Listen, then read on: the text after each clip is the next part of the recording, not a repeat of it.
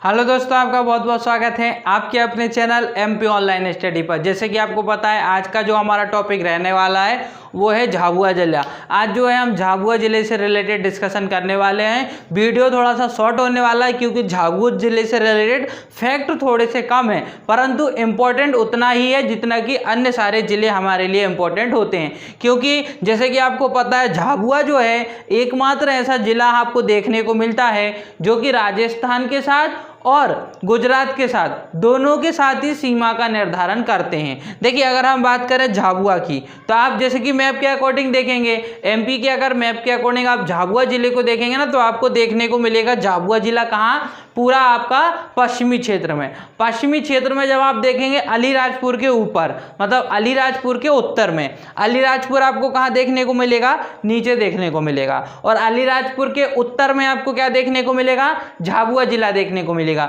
झाबुआ जिले की सबसे बड़ी विशेषता यह है कि यहाँ पर जो है भगोरिया मेले का आयोजन किया जाता है। किस मेले का, भगोरिया मेले का। ये मोस्ट इंपॉर्टेंट बात है, आपको याद रखना है कि जब भी भगोरिया की बात आती है तो दिमाग में क्या आना चाहिए, झाबुआ जिला आना चाहिए। सबसे ज्यादा जनजाति की बात करें तो झाबुआ में देखने को मिलती है, प्रतिशत के आधार पर तो फिर हमको अलीराजपुर देखने को मिलता है। परंतु आपको कैसे याद रखना है, झाबुआ को आपको जनजाति के आधार पर भी याद रखना है और साथ ही साथ झाबुआ को जो है आपको वो एक इस रूप में भी याद रखना है कि एकमात्र ऐसा जिला जो राजस्थान की सीमा के साथ भी जुड़ा है और गुजरात की सीमा के साथ भी क्या करता है, सीमा का निर्धारण। जैसे कि आपको नीचे देखने को मिलेगा, ऊपर आपको राजस्थान देखने को मिलेगा, नीचे आपको गुजरात देखने को मिलेगा। मतलब इसकी कुछ पश्चिम वाला भाग, क्योंकि आप मैप के अकॉर्डिंग देखेंगे तो एमपी का जो मैप है उसमें आपको पश्चिम में क्या देखने को मिलेगा, झाबुआ देखने को मिलेगा। तो आप देखेंगे झाबुआ के पश्चिम भाग में,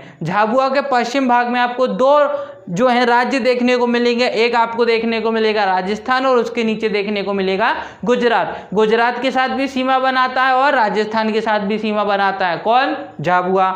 अब बात करते हैं झाबुआ की, तो झाबुआ के दक्षिण में आपको क्या देखने को मिलेगा, अभी मैं आपको बता चुका हूं। दक्षिण में ये अगर मान लीजिए ये झाबुआ जिला है तो झाबुआ जिले के दक्षिण में आपको क्या देखने को मिलेगा, अलीराजपुर जिला देखने को मिलेगा। तो अलीराजपुर जिला जो हो जाएगा वो झाबुआ के दक्षिण में हो जाएगा। फिर आपको साथ ही साथ यहाँ पर भी दो जिले देखने को मिलेंगे, एक हो जाएगा आपका रतलाम और एक हो जाएगा आपका धार। रतलाम आपको ऊपर देखने को मिलेगा और यहाँ कौन सा देखने को मिलेगा, धार देखने को मिलेगा। तो देखिए, आप पहले ये समझिए कि कहाँ पे कौन सी चीज लगी हुई है। यहाँ पे कौन सा आपको जिला देखने को मिलेगा, यहाँ देखने को मिलेगा अलीराजपुर। अलीराजपुर जिला आपको यहाँ देखने को मिलेगा, है ना। यहाँ आपको धार जिला देखने को मिलेगा। यहाँ कौन सी सीमा किसके साथ लगी है, धार जिले के साथ। ये हो जाएगा आपका दक्षिण में अलीराजपुर और ये जो पूरब में क्या हो गया, धार। और यहाँ आपको देखने को मिलेगा रतलाम। यहाँ क्या देखने को मिलेगा, रतलाम देखने को मिलेगा। यहाँ आपको देखने को मिलेगा रतलाम जिला, ऊपर आपको रतलाम जिला देखने को मिलेगा। तो तीन तो आपके जिले हो गए, अलीराजपुर, धार और रतलाम, तीन आपके जिले हो गए। फिर यहाँ आपको देखने को मिलेगा गुजरात। यहाँ क्या देखने को मिलेगा, गुजरात। और ऊपर आपको क्या देखने को मिलेगा, यहाँ राजस्थान। क्या देखने को मिलेगा, राजस्थान। तो क्या करता है यहाँ पर झाबुआ जिला जो है दो तो राज्यों के साथ सीमा बनाता है, दो राज्यों के साथ सीमा बनाता है और तीन जिलों के साथ सीमा बनाता है। तो ये पांच नाम आपको याद रखना है, अलीराजपुर, धार, रतलाम, राजस्थान और गुजरात। ये तीन नाम आपको, ये जो है तीन जिले याद रखना है और दो आपको राज्य याद रखना है झाबुआ जिले से। भगोरिया नृत्य, भगोरिया मेला कहाँ देखने को मिलता है, झाबुआ में देखने को मिलता है। कुछ इंपॉर्टेंट पॉइंट हैं वो भी हम डिस्कस कर लेते हैं। जैसे कि देखिए, सबसे पहले आप इसमें एक चीज समझिए, झाबुआ जिले की अगर हम बात करें तो इसमें आपको जो है एक राष्ट्रीय राजमार्ग देखने को मिलेगा, NH-59। NH-59 आपको एक क्या देखने को मिलेगा, राष्ट्रीय राजमार्ग देखने को मिलेगा। तो राष्ट्रीय राजमार्ग NH-59 एक आपको राष्ट्रीय राजमार्ग देखने को मिल रहा है जो कहीं ना कहीं कहाँ से है आपका, जो ये तो आपकी बाउंड्री हो गई किसकी, एमपी की, क्योंकि पश्चिम में आपका इसके बाद दूसरा राज्य लग जाता है, ये एमपी की लास्ट बाउंड्री हो जाएगी, इसके बाद दूसरा राज्य लग जाता है। तो उस आधार पे आप देखें कि यहाँ से ये यहाँ पर जो राष्ट्रीय राजमार्ग है नेशनल हाईवे 59 ये एंटर करता है और फिर कहाँ पर आता है, झाबुआ में आता है। झाबुआ से होता हुआ ये कहाँ चला जाता है, धार जिले में चला जाता है।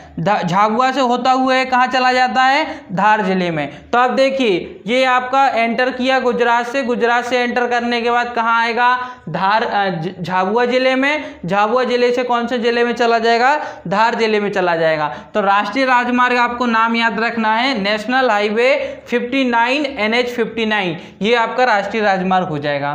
ठीक है, इतने चीज आपको इसमें याद रखना है। कुछ इंपॉर्टेंट पॉइंट भी हैं, कुछ प्रमुख क्षेत्र भी हैं, तो वो भी हम डिस्कस कर लेते हैं। बहुत सारी चीजें हैं वैसे झाबुआ जिले की अगर हम बात करें तो देखिए जैसे कि मेघनगर, जहां पर रॉक फास्फेट खनिज आपको देखने को मिलता है। रॉक फास्फेट, रॉक मतलब चट्टाने, चट्टाने, इनसे जो है क्या निकलती हैं, जो है फास्फेट निकलती है। फास्फेट एक रासायन होता है, ये निकलता है। रॉक फास्फेट खनिज, खनिज है ना, तो रॉक फास्फेट खनिज आपको कहाँ देखने को मिलता है, मेघनगर में देखने को मिलता है। हालांकि देखो पहली बात तो ये है जहाँ से खनिज की प्राप्ति होती है, कहीं भी कोई भी क्षेत्र देख लीजिए आप जहाँ से आपको खनिज की प्राप्ति हो रही है, वो खनिज वाला क्षेत्र जहाँ से हम खनिज प्राप्त कर रहे हैं वो अपने आप एक औद्योगिक नगर के रूप में विकसित हो जाता है, क्योंकि कई प्रकार की फैक्ट्रियां, कई प्रकार के उद्योग वहां पर स्थापित हो जाते हैं। स्थापित हो जाने के कारण वो क्या बन जाता है, एक उद्योग नगर बन जाता है और वहां पर रोजगार प्राप्त होने लग जाते हैं। तो उसी प्रकार से अगर हम मेघनगर की अगर हम बात करें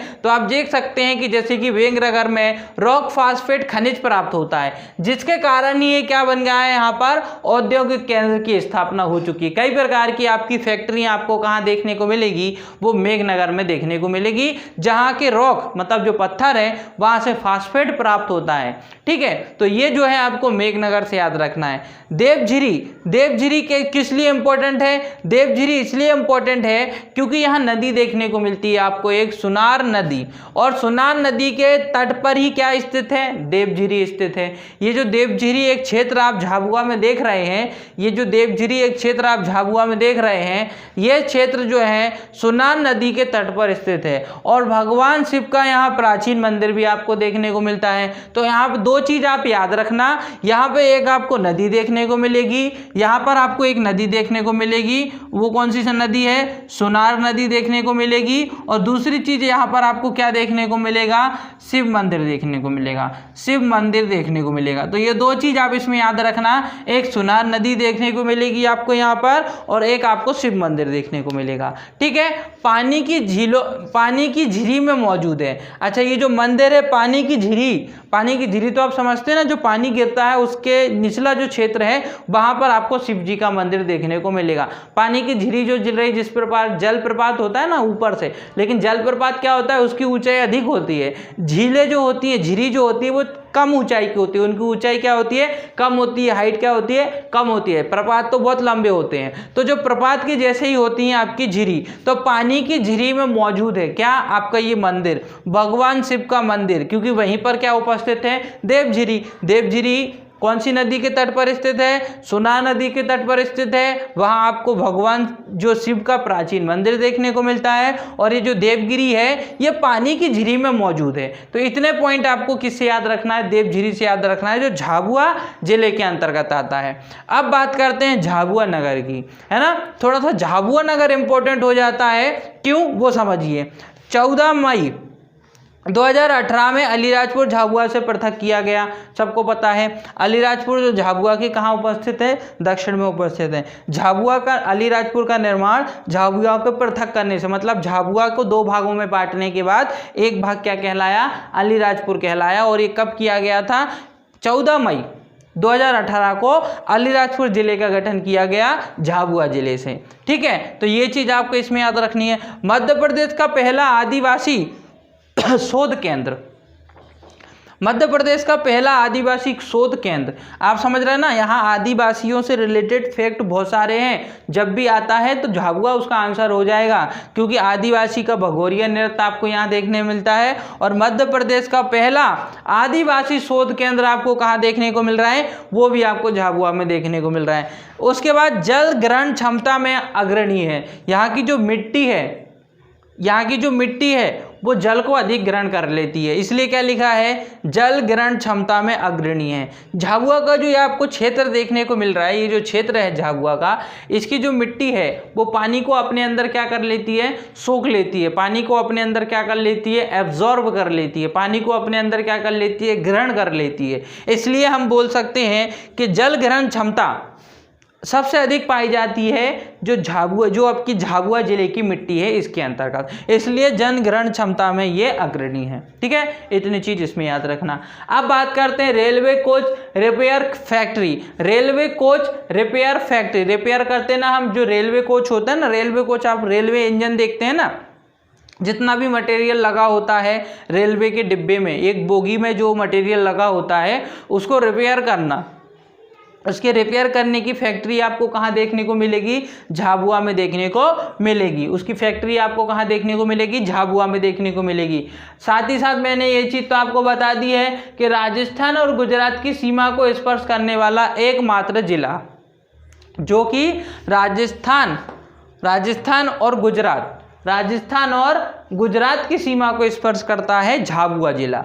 फिर बात करते हैं जनघनत्व। तो इसका आपको जनघनत्व कितना देखने को मिलता है, 285 मतलब 285 वर्ग किलोमीटर प्रति व्यक्ति वर्ग किलोमीटर। देखो इसमें कि इसका मतलब ये है कि 285 व्यक्ति आपको 1 वर्ग किलोमीटर में देखने को मिल जाएंगे। कहाँ, झाबुआ जिले में। 1 किलोमीटर की दूरी में या 1 किलोमीटर के क्षेत्रफल में आपको कितने व्यक्ति देखने को मिलेंगे, तो 285 व्यक्ति आपको झाबुआ में देखने को मिलेंगे। जनघनत्व तो आप समझते हैं ना, घनत्व मतलब आप समझते हैं ना, एक निश्चित क्षेत्रफल में कितनी संख्या में व्यक्ति उपस्थित हैं, वो जनघनत्व कहलाता है। एक निश्चित क्षेत्रफल में कितनी संख्या में व्यक्ति उपस्थित हैं, वो जनघनत्व कहलाता है। और हम वो निश्चित क्षेत्रफल क्या देखते हैं, 1 किलोमीटर में। 1 किलोमीटर के अंतर्गत कितने व्यक्ति उपस्थित हैं, वो उसका क्या कहलाता है, जनघनत्व कहलाता है। ठीक है, फिर उसके बाद बात करते हैं लिंगानुपात। लिंगानुपात भी आपको पता है, 1000 पुरुषों में कितनी महिलाएं उपस्थित हैं, ये होता है लिंगानुपात।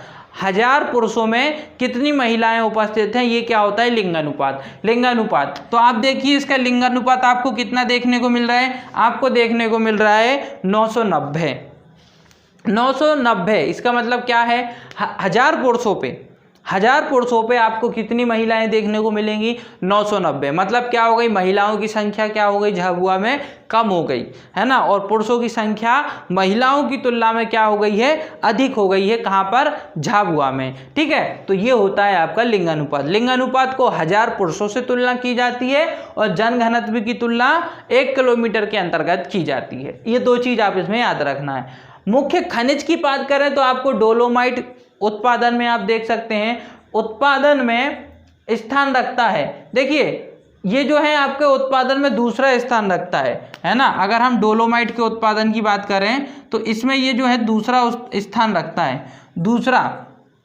दूसरा स्थान रखता है डोलोमाइट उत्पादन में। पर्याप्त मात्रा में झाबुआ में आपको क्या देखने को मिलता है, डोलोमाइट देखने को मिलता है। तो ये चीज भी याद रखना, डोलोमाइट उत्पादन में दूसरा स्थान रखता है कौन, झाबुआ जिला याद रखता है। रॉक फास्फेट उत्पादन में मध्य प्रदेश में प्रथम स्थान रखता है, ये तो हम पहले ही पढ़ चुके हैं। यहाँ पे रॉक फास्फेट पर्याप्त मात्रा में मिलता है, तो ये चीज याद रखना कि रॉक फास्फेट उत्पादन में, उत्पादन तो समझते हैं ना आप, उसको निकालना है ना, बड़ी बड़ी चट्टानों को खोद कर है ना, और बहुत बड़े बड़े क्षेत्रफल के अंतर्गत जो है खुदाई की जाती है और हमको क्या मिलती हैं, चट्टानें मिलती हैं, बड़ी बड़ी चट्टानें मिलती हैं। उनको खोद कर क्या निकालना, रॉक फास्फेट निकालना, वही तो उसका क्या कहलाता है, उत्पादन। तो उत्पादन में मध्य प्रदेश में प्रथम स्थान रखता है, रॉक फास्फेट के उत्पादन में झाबुआ मध्य प्रदेश में प्रथम स्थान रखता है। और जो भंडारण करते हैं ना, वो चीज़ अलग है। भंडारण का मतलब हम स्टोर करके रखते हैं, समझ रहे हैं ना, उसको जमा करके रखना, वो भंडारण कहलाता है। तो भंडारण में भी अलग उसके लिए अलग रूल फॉलो होते हैं और उत्पादन के रूल अलग होते हैं। आप कितना उत्पादित कर रहे हैं, कितना बना रहे हैं, वो उत्पादन होता है। और उस कितना आपके पास है प्रेजेंट में, दूसरे राज्यों की तुलना में आपके पास कितना अभी है, वो भंडारण कहलाता है। ठीक है। फिर उसके बाद स्पर्श सीमा की बात करें तो रतलाम, धार, अलीराजपुर, राजस्थान और गुजरात, ये मैं आपको बता चुका हूं कि 3 जिले और 2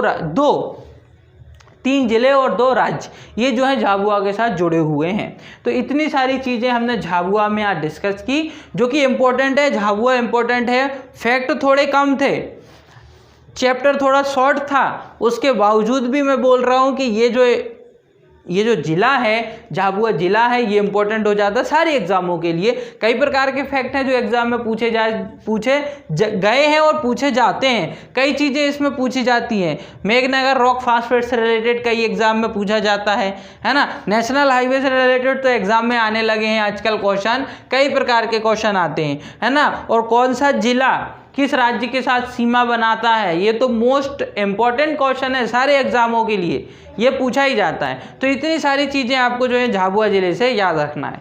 तो दोस्तों इसी के साथ आज का हमारा वीडियो यहीं समाप्त होता है। अगर आपको वीडियो पसंद आया हो तो वीडियो को लाइक करें, हमारे चैनल को सब्सक्राइब करें और जितना हो सकता है हमारी वीडियो को आपके फ्रेंड सर्कल तक शेयर करें।